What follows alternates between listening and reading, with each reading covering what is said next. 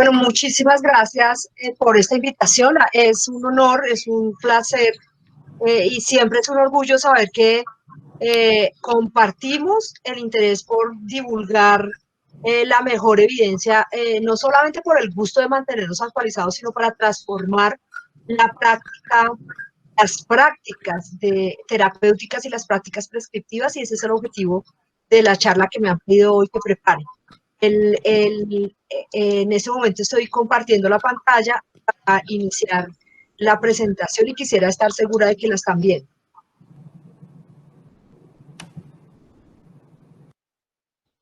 Muy bien. Sí, doctora, la estamos viendo. Muchas gracias. El objetivo de la charla de hoy es hacer un poco de actualización sobre el estado de las terapias farmacológicas y también voy a hacer una pequeña revisión del estatus de la discusión sobre las vacunas. Y la perspectiva con la que voy a presentar esta actualización es desde la perspectiva de la farmacoepidemiología. La farmacoepidemiología es una rama de la epidemiología y de la farmacología que estudia los efectos del uso de los medicamentos en poblaciones. Y cuando hablamos de los efectos del uso de los medicamentos, no nos referimos solamente a los aspectos clínico-biológicos o de mecanismos de acción estructurales, sino también los efectos económicos, los efectos políticos y sociales y sin duda los efectos culturales. No hay otro momento más interesante para la farmacoepidemiología que el fenómeno que representa COVID-19 en materia del comportamiento de la población en la búsqueda de soluciones terapéuticas para o bien prevenir el contagio o bien evitar complicaciones que pongan en riesgo la vida individual o la vida colectiva. El objetivo principal de la farmacoepidemiología es promover el uso racionado, entendiendo todas estas variables que son complicadas. Y lo que sí quisiera resaltar es que la humanidad, los seres humanos, tenemos una tendencia a consumir sustancias, a resolver nuestros problemas de salud a través de el consumo de sustancias externas, y es cada vez más difícil en una sociedad de consumo verlo desde los cambios propios de los hábitos. Casi siempre queremos buscar afuera las soluciones. Cuando ese fenómeno se exacerba, cuando queremos solamente a través del consumo de sustancias resolver los problemas de salud, nos estamos enfrentando a un fenómeno que se ha descrito ya bastante, que es el fenómeno de la medicalización. Y la pandemia, creo que tenemos exacerbado el fenómeno de la medicamentalización. Y la problemática o el elemento central o la complejidad de la problemática pudiera explicar ese fenómeno de medicamentalización. Por un lado, porque hasta el momento, después de haber acelerado y puesto a toda la comunidad científica global a entender el virus, el comportamiento del virus, el contagio, la inmunología, pero también al desarrollo rápido de alguna estrategia terapéutica, hoy no tenemos tratamientos disponibles que se consideren completamente efectivos. Tenemos algunas luces en el camino, en especial para pacientes que están extremadamente complicados, que ya se encuentran en un proceso de soporte ventilatorio en unidades de cuidado crítico o intensivo, pero no antes de eso. Tenemos muy pocas herramientas terapéuticas que se consideren efectivas, o bien para el manejo o bien para la prevención de la enfermedad. Y la vacuna, ya estamos, por lo menos en las 2-3 últimas semanas, dominados por el debate de las vacunas.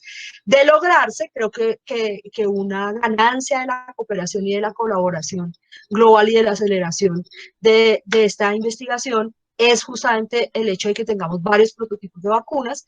Aún requiere una coordinación y una solidaridad global para que esté disponible en todos los lugares del planeta, pero sobre todo en esas regiones que están viviendo la pandemia de una manera acelerada hoy. Me estoy refiriendo a América Latina y dentro de América Latina aquellos países con infraestructuras de salud, de sistemas de salud y complejidades de la pobreza mayores.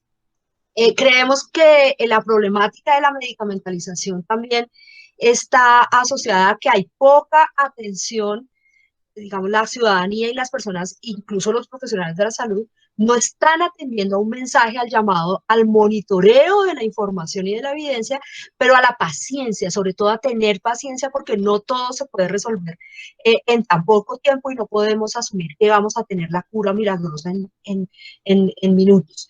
Tenemos mucha investigación clínica, tenemos una presión política gigante de tener resultados en investigación que incluso está dominado por intereses geopolíticos.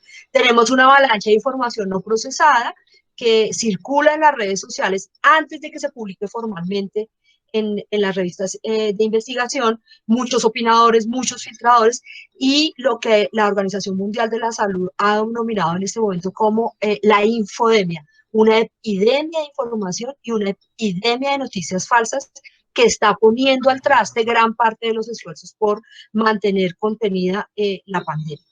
Hay una avidez de noticias, los medios de comunicación quieren tener más datos, más noticias, porque ya se aburren de solo datos de contagio, pruebas y datos de mortalidad, y creo que tenemos una deuda muy grande con el desarrollo de estrategias bien diseñadas de comunicación con la ciudadanía. No solamente para los tratamientos, sino también para el manejo de la pandemia. Tenemos un énfasis demasiado grande en el miedo y la culpa que genera angustia en la población, más que en los hábitos saludables, en la colaboración, en los mensajes de comportamientos adecuados.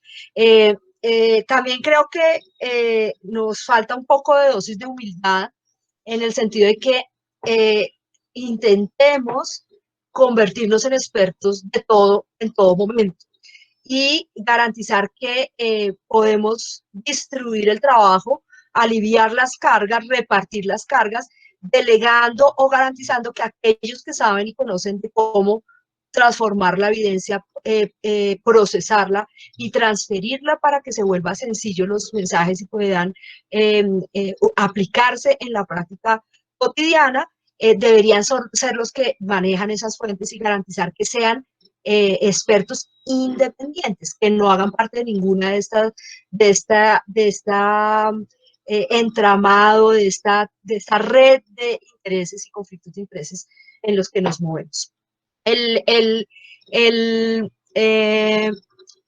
Parte de los esfuerzos que se han logrado consolidar en medio de la pandemia, tal vez es una ganancia grande, es que hemos podido consolidar comunidades de práctica y proyectos para facilitarle la vida a los decisores, mejorar y distribuir y coordinar el procesamiento de ese volumen de información tan grande y hacer rápidamente disponible esa información para cualquiera.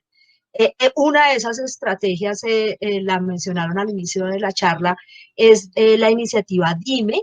Este es un bien público regional que hemos construido durante 5 años, expertos de toda la región, que hacemos parte de universidades, gobiernos, organizaciones no gubernamentales, que estábamos trabajando en medicamentos de alto impacto financiero, pero que tuvimos la capacidad de rápidamente adaptarnos a la pandemia y empezar a repartirnos el trabajo para procesar información que estuviera sencilla y ubicable sobre la pandemia. Ustedes ven ahí lo que hemos logrado producir durante todo este tiempo. Ecuador ha sido el país de los que gestó este bien público regional.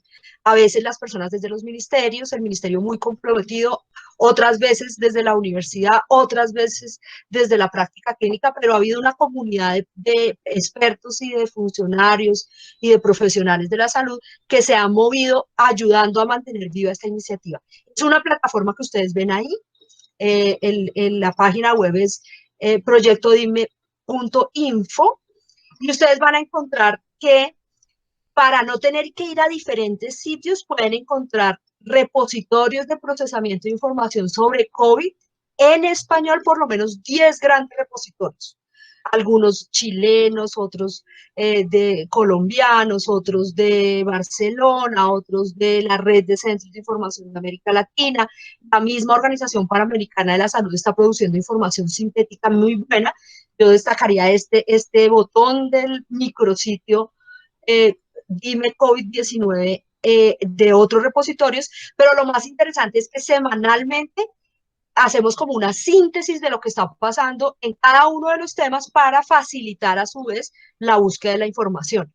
Eh, y con mensajes de política pública. Entonces, un ministro, un director de medicamentos, un jefe de un servicio de salud, de un hospital, si quisiera rápidamente tener información procesada sobre guías, sobre protocolos, sobre ensayos clínicos, sobre uso de determinadas terapias, en COVID-19 aquí la puede encontrar rápidamente. Y si no está aquí, puede ir a alguno de estos otros repositorios que están haciendo esa tarea.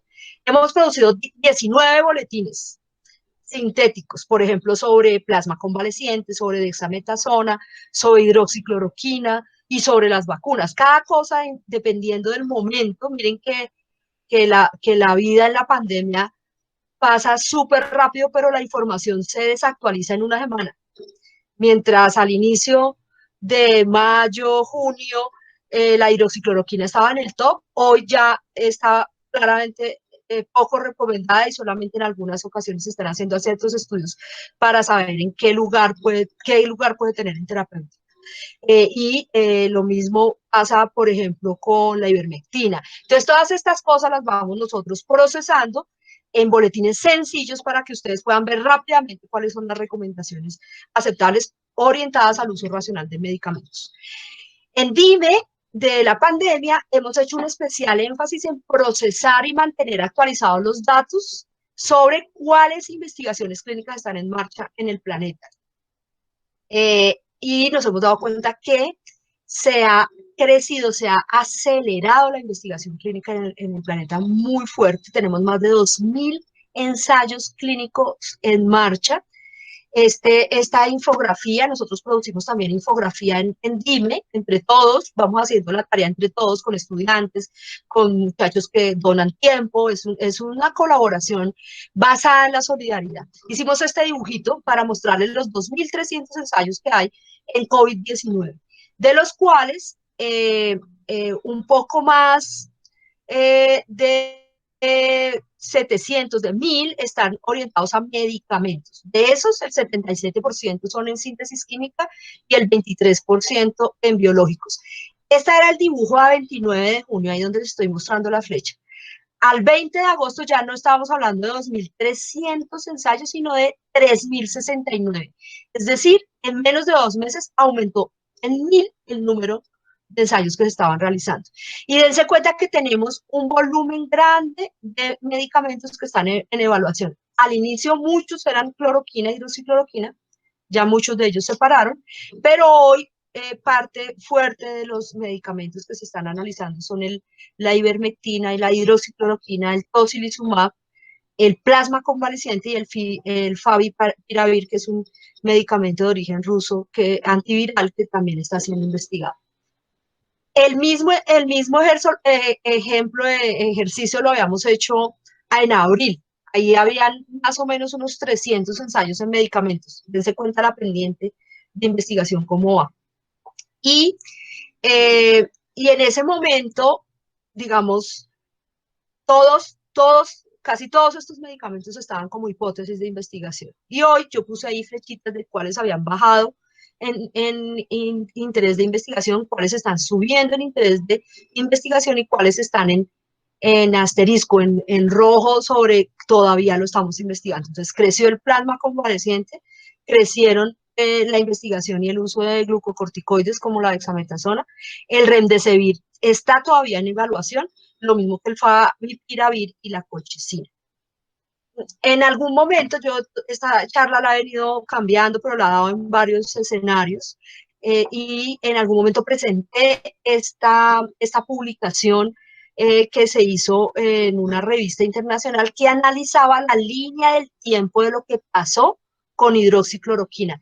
Y ellos lo denominaron el péndulo del discurso público sobre hidroxicloroquina. Es muy interesante porque muestra cómo, miren aquí a este lado en la derecha, fue cambiando el volumen de menciones y digamos el boom del uso de la hidroxicloroquina en diferentes espacios. Fue cambiando muchísimo, miren, dense cuenta cómo al final, en junio, julio, ya esto se redujo y hoy casi que pudiéramos decir que está suspendida la recomendación del uso de hidroxicloroquina. No sirve para evitar el contagio y tampoco para reducir la mortalidad ni las complicaciones de hospitalización. Fue una decisión que tomaron los que conducen los grandes estudios que se están haciendo a nivel global, un estudio que lidera la Universidad de Oxford que se llama Recovery, y el estudio Solidaridad, que es una estrategia multicéntrica de investigación que lidera la Organización Mundial de la Salud. Ellos dijeron, ya no más, algunos ensayos clínicos en algunos países se mantienen para mirar si ciertas dosis pudieran servir para evitar lo que se denomina, para garantizar lo que se denomina prevención secundaria, es decir, la reducción de probabilidad de complicación después de haber tenido contacto con una persona contagiada. Pero su lugar es muy, muy marginal y posiblemente al final de todo el tiempo vamos a llegar a la conclusión de que, aunque in vitro la hidroxicloroquina pudiera haber tenido algún valor, in vivo no tuvo ninguno en COVID-19 y su lugar sigue siendo la malaria y el manejo de otras enfermedades autoinmunes. Vamos a tener que investigar, los invito a ustedes, los presentes, a que investiguemos un poco el efecto del sobreconsumo y la automedicación de hidroxicloroquina y los daños, digamos, colectivos en términos de complicaciones cardíacas u otro tipo sobre la población. También sonó mucho el lopinavir-ritonavir, de hecho era uno de los brazos de investigación del estudio multicéntrico de la Organización Mundial de la Salud, Solidaridad, el ensayo Solidaridad, y también se detuvo, este medicamento no tuvo tanto impacto en los medios, casi nadie se enteró que se estaba usando para COVID, un antirretroviral, una combinación de antirretrovirales muy famosa. Lo intentó posicionar el laboratorio que diseñó esta molécula, que es dueño pues de la patente de esa molécula original, que era Novartis, pero el mismo Novartis en algún momento cuando vio que no había mejora de la evolución ni de los principales desenlaces, llegó a la conclusión de parar el ensayo y posteriormente, en especial, la OMS, la Organización Mundial de la Salud, decidió detenerlo. O sea, sale hidroxicloroquina, sale lopinavir-ritonavir de nuestro escenario. ¿Qué han hecho los gobiernos y cómo actúan los gobiernos frente a estos asuntos? Pues es difícil en un escenario de incertidumbre, es muy difícil tomar decisiones en esta materia. Lo más fácil es hacer evaluaciones retrospectivas y ser, digamos, castigadores de las decisiones anteriores que se tomaron con tanta incertidumbre. En su momento, casi todos los países incorporaron, por ejemplo, la hidroxicloroquina en las guías de manejo y práctica clínica de sus países, en especial para proteger al personal de salud. Lo mismo algunos incorporaron lopinavir-ritonavir, a pesar de que muchas organizaciones, incluido el proyecto DIME, les decíamos espérense, deje que terminen los ensayos clínicos y ahí sí tomamos esas decisiones. Hoy ya la mayoría de las guías han retirado estos dos medicamentos del tratamiento o de la profilaxis y estamos a la espera de otras terapias y de otros resultados. Con Remdesivir pasó algo similar, pero con un componente geopolítico fuerte. El Remdesivir es un medicamento que pertenece a una empresa norteamericana que se llama Gilead, que fue quien compró los desarrollos y después comercializó los tratamientos para la hepatitis C. Este medicamento, este antiviral de amplio espectro, el Remdesivir, ya se había usado en una versión modificada para el estudio en otras enfermedades antivirales y empezó a investigarse y de hecho todavía se encuentra en marcha varios estudios, uno de esos Solidaridad y otros estudios en Norteamérica sobre todo. Y cuando estaba terminando uno de esos ensayos, nosotros habíamos identificado entre 9 y 11 ensayos clínicos, aquí están en estos globitos rojos el número de ensayos clínicos que habíamos identificado a nivel global. La FDA y en especial el director del Instituto de Enfermedades Infecciosas y Alérgicas anunció que uno de los ensayos que ellos estaban adelantando había logrado resultados interesantes en la disminución del tiempo de hospitalización de pacientes complicados que estaban usando Remdesivir. Y a raíz de esa comunicación, no de una publicación formal, la FDA aprobó de manera en condición de emergencia, en una aprobación condicionada, el Remdesivir para uso en pacientes hospitalizados. Después la revista Lancet publicó los resultados preliminares de este estudio y nos dimos cuenta que había, digamos, problemas metodológicos de pérdidas de pacientes y que en todo caso nuestro desenlace más importante, que es la mortalidad, no se había logrado demostrar con el estudio que se publicó. Así que seguimos con un asterisco ahí de que posiblemente pudiera tener algún valor, pero no transforma la mortalidad. Y nosotros en un boletín que produjimos con varias entidades en el marco de la iniciativa de colaboración DIME, sugeríamos que tenemos una luz tenue, pero que no está mostrando todavía disminución de la mortalidad. El otro producto que se posicionó muy fuerte y que todavía está en ensayos clínicos es el plasma convaleciente. Es el segundo en la segunda estrategia terapéutica con mayor investigación en el planeta, pero con mayor investigación en América Latina. Por lo menos 4 ensayos se están adelantando en América Latina en plasma convaleciente. Las publicaciones muestran, ya se ha hecho varias revisiones sistemáticas que muestran que no genera eventos adversos severos asociados a la transfusión. Esto se trata de donantes que ya tuvieron la enfermedad y que ya superaron la enfermedad, que lograron salir de la enfermedad y de los síntomas. Y ellos tendrían algunos anticuerpos, algunos tipos de inmunoglobulinas que pudieran separarse de la sangre a través de un proceso que se llama la plasmaféresis y se le donaría a pacientes que están hospitalizados, pero que no están graves, todavía no han entrado a cuidado intensivo, en la idea de que no se compliquen y no se mueran. Hoy las investigaciones y la síntesis de evidencia sugiere que se requiere completar los ensayos y tener evidencia más robusta para saber su rol en la disminución de la mortalidad. Todavía no tenemos, digamos, certeza. Tenemos que esperar a que termine la investigación clínica y en esas estamos en ese proceso. ¿Qué ventajas y qué valor tiene el plasma convaleciente? Que dado que se trata de donación de plasma a través de sangre de donantes, sería gratis. Lo único que se requeriría sería un proceso muy serio con buenas prácticas de transfusión para garantizar que se separa el plasma y que se hace en condiciones seguras la transfusión. ¿Qué hay de malo en esto? Que requiere muchos donantes, se requiere una voluntad de donantes, tendría que hacerse campañas de donación en el caso que se demuestre que sirve para reducir la mortalidad. Y otra cosa es que, digamos, está limitado por el plasma, es decir, solo se puede hacer en cantidades pequeñas, 1 a 1. Digamos, no sería una terapia escalable para garantizar una cobertura muy amplia. La mejor noticia que hemos recibido, y todavía no ha habido una mejor que esta, porque no es la única que ha mostrado, digamos, un desenlace optimista robusto, la tuvimos en junio, cuando se publicaron los resultados del ensayo, del brazo del ensayo de Inglaterra, de la Universidad de Oxford, del ensayo Recovery, con dexametasona, que mostró que reducía la mortalidad en pacientes complicados que estaban en cuidados intensivos con soporte ventilatorio, por lo menos en el 30% de los casos se redujo la mortalidad, y también redujo en una menor proporción la mortalidad en pacientes con oxígeno.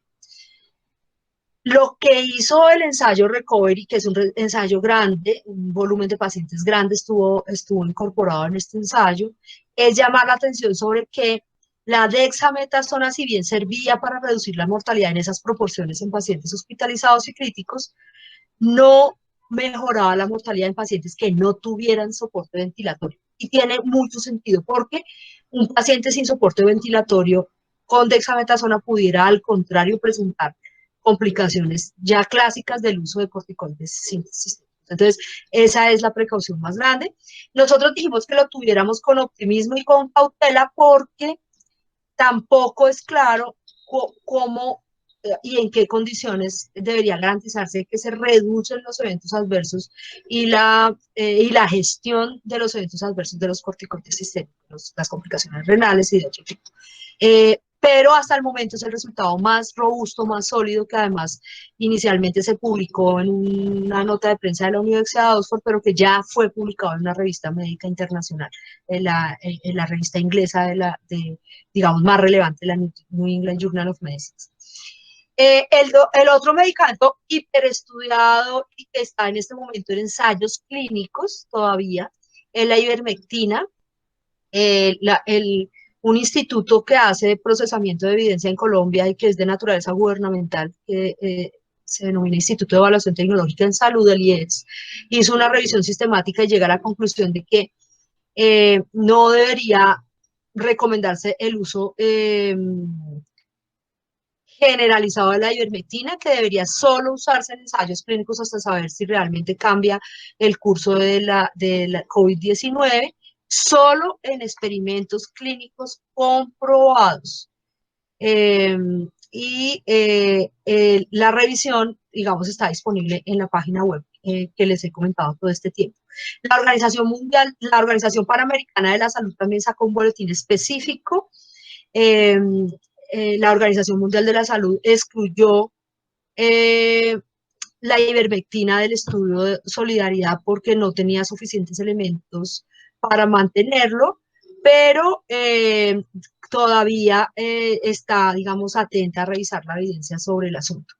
Y hace poco, la semana pasada, salió este documento de un instituto que está también produciendo muy interesante información, se lo recomiendo, está en nuestro botón de repositorios de IS Global, produce información en inglés y en español, y sacó una revisión muy interesante sobre ivermectina, las preguntas y respuestas sobre el uso de ivermectina en COVID-19, y lo que sugiere es que terminemos los ensayos clínicos, pero que ellos consideran que posiblemente va a ser muy difícil mostrar digamos, una ventaja, una mejoría en los pacientes o una reducción del riesgo de contagio, y que esto debido a que las dosis hiperaltas y digamos, el racional de la acción de la ivermectina no estaría justificado de COVID y prevención del COVID-19, pero no está fácil la respuesta. Sin embargo, continuemos y terminemos los ensayos clínicos que se están haciendo, es lo que recomienda este investigador, profesor Carlos Shakur, que hizo para el IS Global. Les decía que se ha apasionado mucho esta discusión de la ivermectina, ya fuimos víctimas de un hackeo por esas pasiones, y tal vez lo que uno tendría que hacer un llamado a la calma en ese sentido, determinemos la investigación y tal vez si cumple un rol, pudiéramos incorporarla, pero hacerlo sin ese soporte de evidencia y de clínica. Es complejo, en especial por lo que significa en medio de la pandemia hacer intervenciones no, digamos, no soportadas en evidencia por el volumen de las personas que están siendo pues contagiadas y sobre todo por los recursos escasos que tenemos que garantizar que se usan de la mejor manera. Otro complejo asunto tiene que ver con el uso del dióxido de cloro y otros derivados desinfectantes de cloro. Hay una tendencia muy fuerte, no solo en América Latina, sino a nivel mundial del uso de este producto. Es un reposicionamiento que se dio para la pandemia después de que al inicio de la década de los 2000, una preparación que se denomina solución mineral milagrosa se posicionó muy fuerte a nivel mundial para diferentes enfermedades. De hecho, se trataba de, digamos, y se le ha promocionado como un producto milagroso, y uno, digamos, desde la clínica debería tener bastante cuidado y manejar con más, digamos, ser un poco más conservador cuando se trata de estos productos que se autodenominan milagrosos. Servía y se promocionaba para el autismo, para la malaria, para el VIH, para un sinnúmero de patologías, y esa, digamos, amplitud de indicaciones ya le deberían no llamar la atención, porque todos sabemos que no existen sustancias que sirven para todo y que no habría un racional, digamos, por lo menos no soportado de su uso en tantas condiciones. Se reposicionó en la pandemia y a raíz de ese reposicionamiento se generaron bastantes alertas de varias agencias sanitarias a nivel mundial, porque si bien esto se vende y se promociona como un producto, además muy costoso a través de estas redes y estas pirámides de distribución de productos, Estoy conectada y hablé con el Estevita, mamita. Ya dice que has dado 25 preguntas. Sí, y mami. te has dado 12 minutos. Ya, mamita. Ya, Estamos hablamos, hablando, ya. ya. Por Hasta luego, favor, mami. apaguen sus micrófonos, por favor. Les pedimos que apaguen sus micrófonos porque tenemos... Gracias. Gracias. Entonces estaba diciendo que el dióxido de cloro es un fenómeno un poco más complejo porque se vende costoso a través de estas redes, estas pirámides de divulgación de productos milagrosos, pero quienes no acceden a este producto suelen también o producirlo localmente en casa en unas condiciones bastante, digamos, poco estandarizadas. Como esto es un gas, la preparación, las sustancias a través de las cuales se prepara son explosivas en algunos casos y son corrosivas, son ácidos que pueden hacer daño, entonces están generando ya alertas y casos en los cuales las personas terminan haciéndose daño en la preparación, digamos, casera de la solución. Y en otros casos un poco más complicado porque este producto y los derivados del cloro son los que se usan para desinfectar superficies, para desinfectar aguas estancadas, se utilizan muy bajas dosis para acueductos para desinfectar aguas. La gente que no tiene acceso a estos asuntos y oye por diferentes medios, WhatsApp o diferentes redes, que este producto pudiera servir, termina consumiendo estos desinfectantes que se usan para pisos o para superficies. Y, por ejemplo, el Instituto Nacional de Salud de Colombia acaba de sacar un boletín epidemiológico en el que identificó un brote, una alerta de intoxicaciones por el consumo de sustancias cloradas y de desinfectantes para piso. Entonces miren que estos ya son asuntos asociados más a complejidades culturales en el acercamiento a la búsqueda de tratamientos que pueden poner en riesgo la vida de la población. La Organización Panamericana de la Salud hizo un muy interesante webinar que está disponible en ese link que ustedes ven ahí. Cada una de las presentaciones está disponible allí, también un documento muy sencillo que se ha divulgado de la red de centros de información de medicamentos, está disponible en nuestra página web de BIM. Y voy a terminar con un resumen muy rápido de lo de vacunas. Me parece que es importante que tengamos por lo menos una actualización sencilla de lo que está pasando, porque en algún momento los gobiernos y nosotros como población o como profesionales de la salud vamos a tener que tomar decisiones respecto de esto. Produjimos un boletín hace un par de semanas, que ustedes ven ahí, que destacaba el avance de la investigación clínica de la vacuna.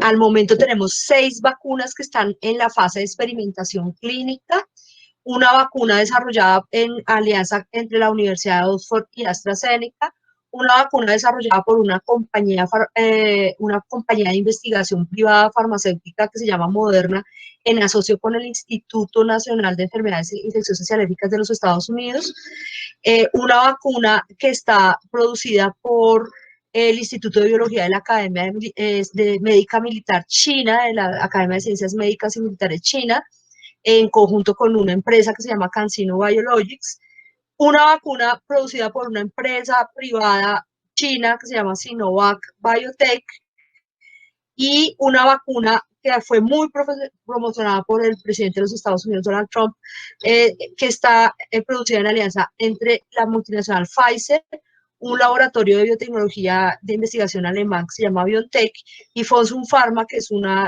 también una farmacéutica china. Todos estos desarrollos, si ustedes se dan cuenta, tienen un fuerte componente de recursos públicos en el desarrollo.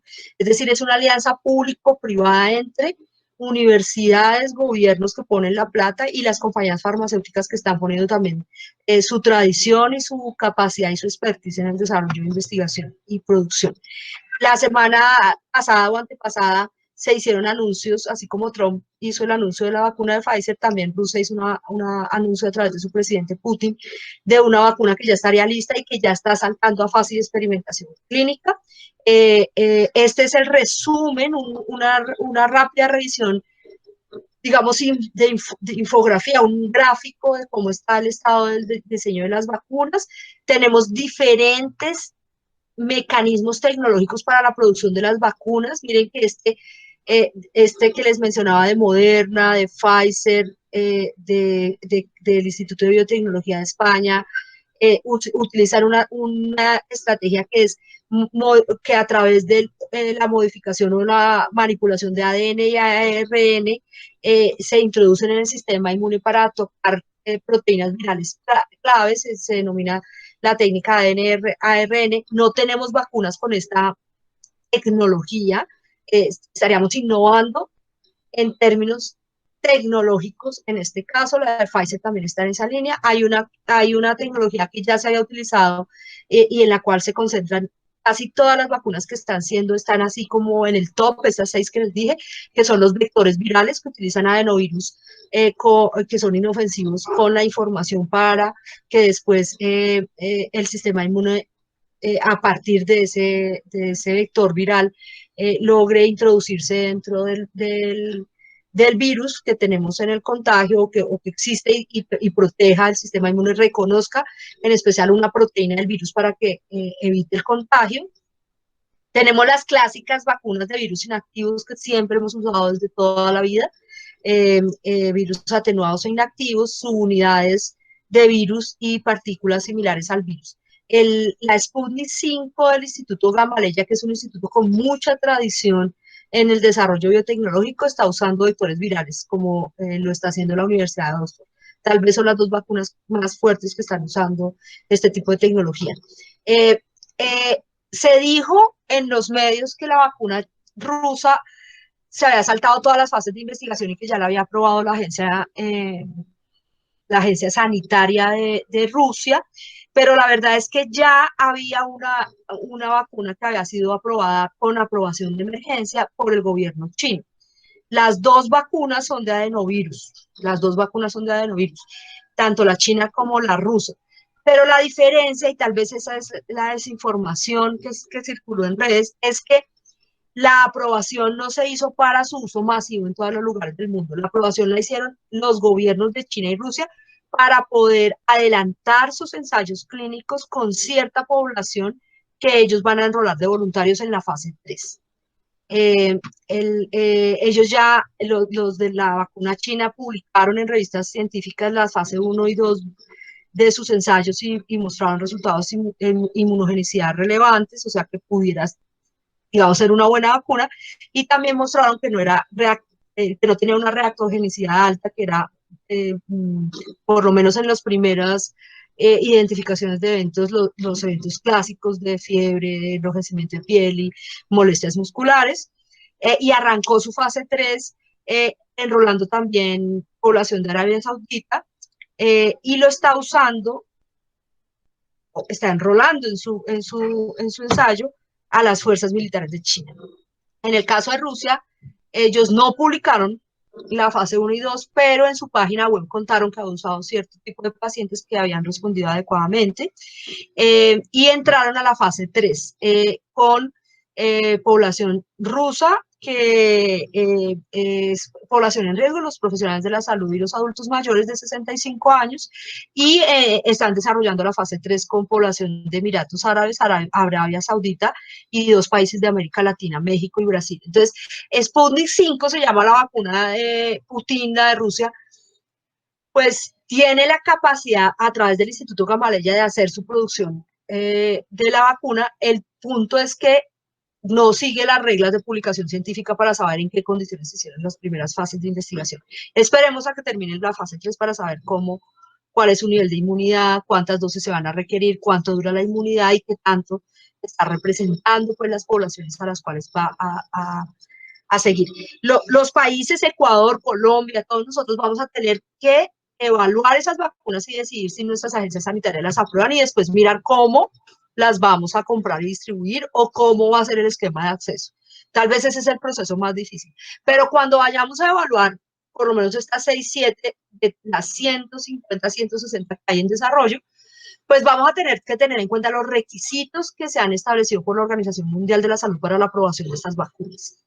La OMS ha hecho una lista de unos requisitos mínimos y de unos requisitos preferentes, deseables. Tal vez lo más importante es que deberíamos ser muy estrictos en la eficacia. El grado de inmunidad que las vacunas que vayamos a utilizar debería tener es de por lo menos el 70% en un deseable, en el estándar deseado, y un mínimo del 70%, del 50%, perdón. ¿Vamos a aceptar una vacuna del 50% de eficacia? ¿Vamos a aceptar eso? Esa es una discusión que vamos a dar después y que tendremos que mirarlo cuando ya terminen todos estos ensayos y nos traigan toda la información para la aprobación. El régimen de dosificación va a ser muy importante. Si el ensayo de fase 3 se hace en un tiempo corto, no vamos a saber qué tanto en el tiempo la vacuna protege. Entonces vamos a tener que enfrentarnos a hacer estudios fase 4 que nos permitan saber la duración de la inmunidad. En los ensayos clínicos hasta ahora, todas las vacunas están probando dos dosis, una al arranque y otra a los 21 días. Lo ideal sería que no necesitáramos sino una dosis, es decir, que aquellas vacunas que están haciendo ensayos con una sola dosis, con un tiempo mayor de seguimiento y demuestren inmunogenicidad sostenida, pues sería la deseable. Pero ¿qué tal requiramos más de 3 dosis o más de 4? Todas estas cosas son parte de las grandes dudas que vamos a tener que resolver. Algunos inmunólogos sugieren es que más bien vamos a tener que hacer vacunaciones repetidas, como pasa con la influenza, reinmunizarnos en momentos determinados, dado que la inmunidad adquirida puede perderse con el tiempo. Como el problema más fuerte va a ser el problema del acceso, la plata y la forma como se va a distribuir esta vacuna, ya hemos avanzado en el desarrollo de documentos técnicos para orientar a los gobiernos, a los países, a la ciudadanía sobre cuáles son esos asuntos conceptuales, pero también de política pública que deben tenerse en cuenta. Por ejemplo, cuál va a ser el precio de las vacunas, cuál es el calendario de distribución en América Latina. AstraZeneca, por ejemplo, hizo un acuerdo con México y con Argentina para producir para toda América Latina la vacuna de la Universidad de Oxford y de AstraZeneca. ¿Quién va a ir primero? Argentina, México, Colombia, Ecuador, Paraguay. Recordemos que el principio de solidaridad en salud pública y en pandemia es relevante. Si no estamos todos vacunados, nadie está vacunado y deberíamos tener claro cuál es ese esquema de distribución y de acceso. La Organización Mundial de la Salud está adelantando una propuesta que es de naturaleza multilateral, que se llama COVAX. Parece ser que Ecuador también está suscribiendo COVAX. La mayoría de los países de bajo, medio ingreso y medio alto están incorporándose en este esquema. La idea en COVAX es que por lo menos el 20% de las dosis requeridas por cada país se adquiere a través de este mecanismo. La OMS tiene en el mecanismo un portafolio de cerca de 9 vacunas para que sean consideradas una vez terminen todos sus ensayos. Y hay unos principios que ahí también COVAX está diciendo, por ejemplo, que los precios deberían estar basados en costos, que debería ser transparente la forma como se negocia y que los participantes o la distribución se haga con criterios de salud pública y no con, digamos, criterios de quién tiene la capacidad para pagar. En COVAX, los países de alto ingreso y de medio y alto ingreso tienen que pagar por adelantado el 15% de ese 20% de dosis que requieren. Eso es como un capital de riesgo. Los países de bajo ingreso tendrían, digamos, la posibilidad de acceder a eso, pues a los precios que se determinen para una población prioritaria que en principio sería los profesionales de la salud. Pero pues todos en el planeta estamos muy preocupados por la forma como se están haciendo las negociaciones. Es muy difícil hacerlo si esto no es completamente transparente. Hasta el momento nadie ha hablado de precios. Pfizer le vendió anticipadamente un volumen de vacunas al gobierno norteamericano que sugerirían que el valor de las 2 dosis de la vacuna de Pfizer sería de $40. Eso es mucho dinero.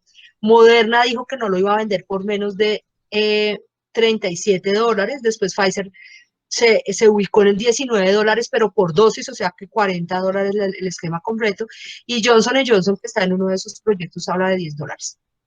Nosotros en Colombia hicimos un análisis para Colombia, asumiendo esos diferentes precios y esos diferentes escenarios. Y la verdad es que si pagáramos el precio que dice Pfizer, tendríamos que pagar lo que vale 2 veces toda nuestra inmunización en el año. Todas las vacunas valdría que valen un volumen importante de nuestros recursos de salud, tendríamos que ponerlo 2 veces para lograr la inmunización con la vacuna para COVID-19. Nosotros hasta ahora estamos hablando de cerca de 187 millones de dólares si pagáramos lo que vale Pfizer. Pero si nosotros pagáramos lo que vale una vacuna de virus atenuado de polio hoy a través del fondo rotatorio de la OPS, una vacuna de esas no vale más de 1 a 3 dólares. O sea que sería la octava parte de esos 187 millones de dólares. O sea que este tema del precio va a ser súper relevante. Estamos haciendo estimaciones parecidas a este estudio que hicimos con la Universidad Nacional y el Centro de Objetivos de Desarrollo Sostenible de la Universidad de los Andes para toda América Latina, incluyendo Ecuador, digamos, con las cifras que tenemos disponibles bajo unos supuestos que igual no se conocen, para que ustedes puedan tener información y compararse y entender cuánto de su presupuesto va a costar tener acceso a la vacuna. Yo quiero hacer una reflexión final, ya la había hecho en otra charla que hice online en alguna de las actividades virtuales que estamos haciendo en Colombia. Recuerdo que una estudiante mía recién graduada me decía, profesora, las historias le llegan más a la gente que los datos, más que la evidencia, todos esos datos, todos esos boletines sofisticados no llegan a la gente le llegan son las historias. Y nosotros deberíamos hacer ese esfuerzo desde las profesiones médicas y desde los gobiernos y desde las instituciones, tener una mayor dosis de humildad y tratar de fortalecer esta información independiente, pero bajándola a la comunidad para evitar que sigan teniendo prácticas irracionales en el consumo de medicamentos. Escuchar a la gente y fortalecer esa información independiente tal vez puede ser un aporte al uso racional de los medicamentos, que es lo que queremos hacer con el proyecto DIME, en el que participa gente que quiero mucho de Ecuador. Muchas gracias.